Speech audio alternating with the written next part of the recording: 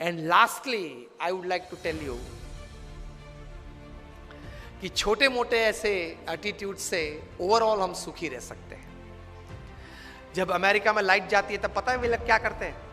He picks up the phone and calls the electric company, अरे ये light क्यों गई, क्या हुआ? क्योंकि Americans are not used to such things. Japan में जब लाइट जाती है तब जापानीज क्या करता है? They are self working people, मेज ले आएगा, उस पर चढ़ जाएगा और फ्यूज ठीक करने लगेगा। They are self working people. और पता है इंडिया में जब लाइट जाती है तब क्या होता है? दरवाजा खुलता है, सब अंधेरा है, होता है, सबके अंधेरा, सबके घर में अंधेरा हो गया ना, हमारे घर में भी होता है, बैठ जाओ, और बाहर बैठ जाता है गप्पे सप्पे मारने के लिए। एटीट्यूड्स हमेशा पॉजिटिव और बड़ा रखना चाहिए, तो जीवन में बहुत आनंद आ सकता है। एक baby mosquito was on his maiden flight. उसके माता पिता देख रहे थे कि हमारी बेबी मॉस्किटो की फर्स्ट फ्लाइट है विंग्स आने के बाद। एक स्टोरी है। And the mother and father were watching, oh what a wonderful flight, good take off. पूरे रूम में घूम के वो बेबी मॉस्किटो वापस आया माता पिता के पास, और उसकी माता ने बहुत इंक्विजिटिवनेस से पूछा, how was your maiden flight, पहली फ्लाइट कैसे थी? तब बेबी मॉस्किटो ने बताया, mom it was great. Mom ने पूछा कैसे? Mom mom everybody were clapping for me, मेरे लिए सब ताली बजा रहे थे।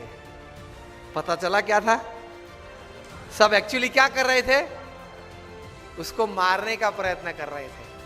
और उसने क्या एटीट्यूड रखा? मेरे लिए तालियां बजा रहे थे।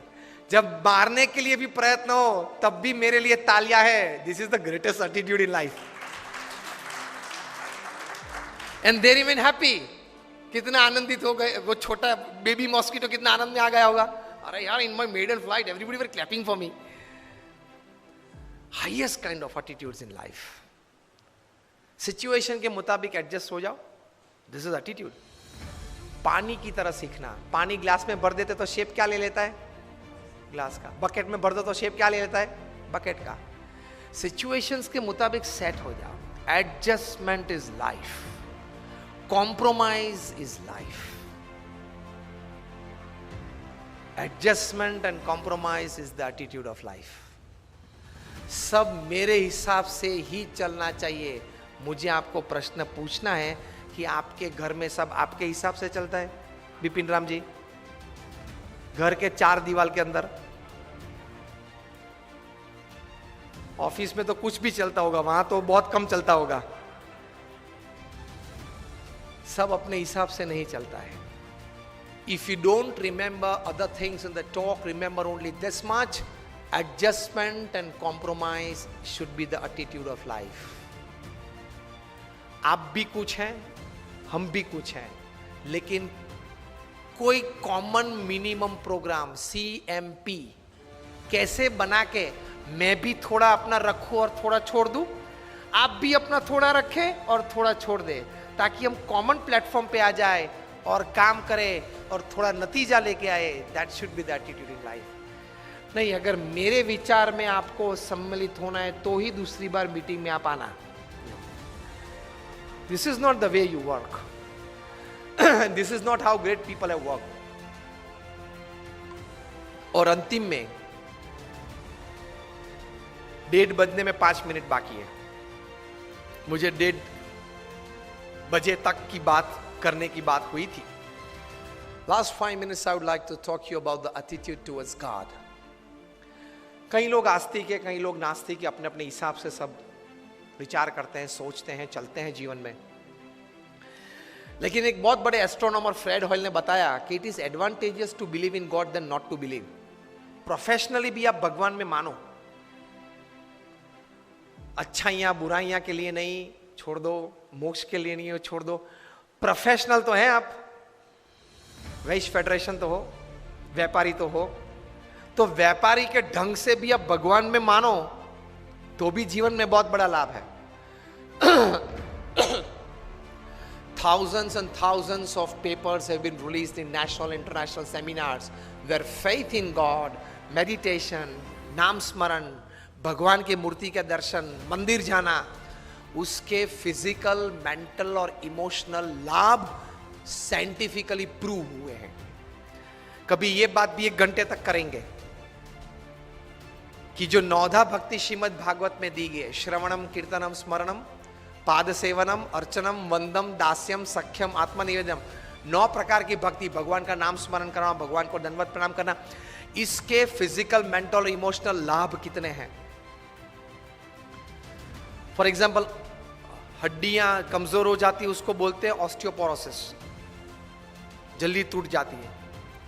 अभी रिसर्च 1 महीने पहले हार्वर्ड यूनिवर्सिटी ऑफ पेंसिल्वेनिया में हुआ कि जो भारतीय शास्त्र में मंदिर में जाने के बाद मंदिर की मूर्ति को जो साष्टांग दंडवत प्रणाम करते हैं, अगर वो साष्टांग दंडवत प्रणाम 11 से 15 अगर रोज करे तो वो व्यक्ति को कभी ऑस्टियोपोरोसिस नहीं हो सकता।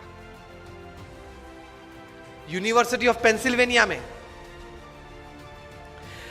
भगवान के नाम स्मरण में कितनी ताकत है, फिजिकली, प्रैक्टिकली। मोक्ष की बात, भगवान के स्वर्ग नरक की बात जाने दो अभी।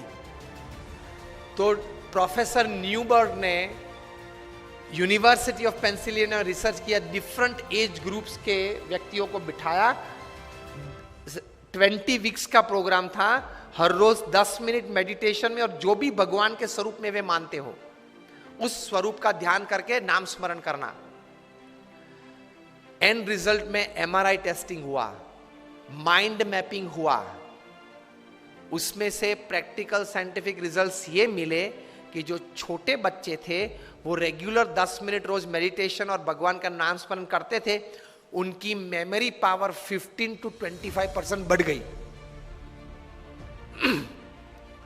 जो किशोर अवस्था में थे, युवा अवस्था में थे, उनकी मेमोरी भी बढ़ गई और सेल्फ कॉन्फिडेंस भी बढ़ गया। जो मिडिल एज में थे, 35, 40, 45, 50 में, उनको जीवन में कॉन्फिडेंस बढ़ गया, और जो ओल्ड एज में थे उनको इमोशनल सपोर्ट बढ़ गया, इमोशनल स्ट्रेंथ बढ़ गई ये नाम स्मरण से। Practically advantage. तो जो बातें हमारे शास्त्र में महान ऋषि मुनियों ने लिखी है वो बात सही है। It is 100% right,